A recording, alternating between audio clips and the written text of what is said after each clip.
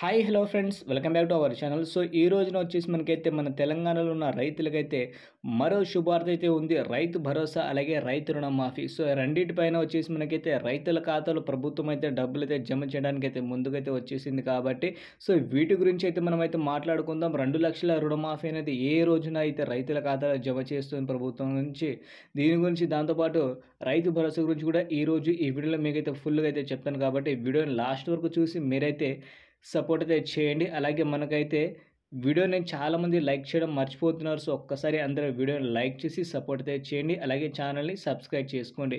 ఇప్పుడైతే లేట్ చేయకుండా వీడియో అయితే స్టార్ట్ అయితే చేద్దాం. మనకి తెలంగాణలో ఉన్న రైతులకైతే 1,50,000 రూపాయల వరకు అయితే ప్రభుత్వం అయితే రుణమాఫీ అయితే చేసింది ఆల్రెడీ. ఏదైతే వాళ్ళైతే డేట్ అయితే ఇచ్చారో ఆ డేట్లో లోన్ ఎవరైతే తీసుకున్న రైతులు ఉంటారో వాళ్ళకైతే మరోసారి శుభార్త అయితే ఉంది.